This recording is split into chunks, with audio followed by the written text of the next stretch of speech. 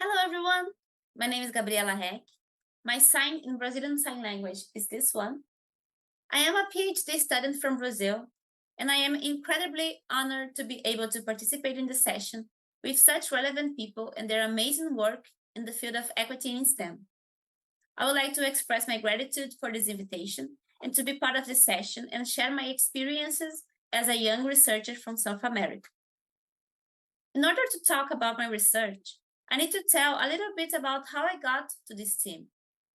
I have always been very interested and curious about science and how things work, so it was only natural for me to become a scientist. And after finishing school, I chose to pursue a degree in biological science, which was definitely one of the best decisions of my life. However, as I progressed through the course, I realized that not all the factors that led me to choose biology as a career and fascinated me with science are accessible to everyone due to various barriers in our society. At the end of my undergraduate studies, I started getting involved with the deaf community in Brazil, when I realized that many scientific terms in Portuguese do not have translation in sign language, and consequently, many deaf individuals do not have access to the scientific knowledge. Additionally, in Brazilian cultural and scientific spaces, there is a significant emphasis on translating information into English, promoting internationalization of these spaces. However, the Brazilian deaf community reports feeling like foreign in their own country because they do not see actions of sign language inclusion in these spaces.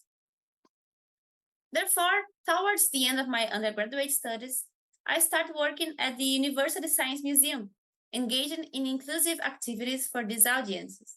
And I became involved in a project to create scientific science in Brazilian Sign Language that I will call Libras, led by a deaf professor from the university.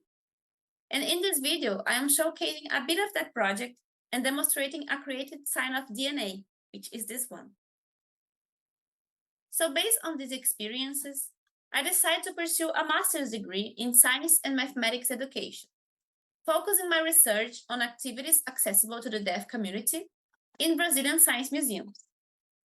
For this research, I used the Guide to Accessible Museums and Science Centers in Latin America and the Caribbean, available in Portuguese and Spanish, that was organized and produced by the Accessible Museums and Science Centers Research Group, MCCAC, of which I've been part since 2020.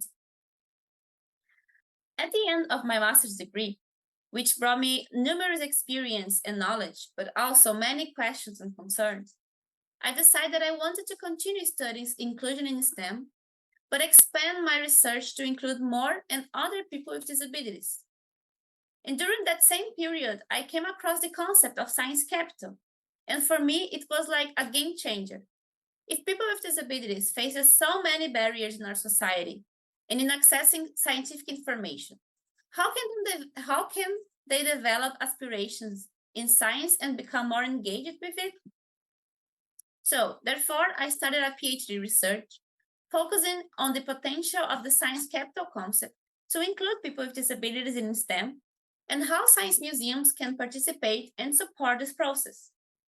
To do this, I am conducting a theoretical research that seeks to understand which factors and accessibility barriers can be identified in the dimensions of science capital based on the specificities of each type of disabilities in order to think of solutions that can be applied to these situations. And additionally, I am conducting a practical research that aims to understand the engagement of young people with disabilities in science museums using the equity compass adapted for these spaces and for these individuals. Some of the results that this research has already provided me with include participation in the scientific sign glossary, but also participation in the creation of a glossary of signs for Brazilian museums, promoted by the MCCAC group, which is being displayed on the screen.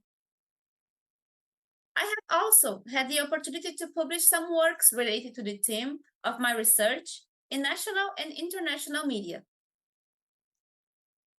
I translated materials related to Science Capital, such as the YesTEM project and the Primary Science Capital Teaching Approach.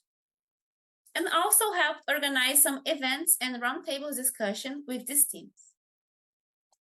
My research is still in progress, but I'm sharing some of the results on my Instagram page called Science Capital Brazil, with posts usually in Portuguese, but that are available in English on my blog, if anyone is interested. I hope that my contribution to this session may have inspired some reflections on the exclusion of people with disabilities in STEM, and I am available to answer any questions live or by email. Thank you so much for this opportunity.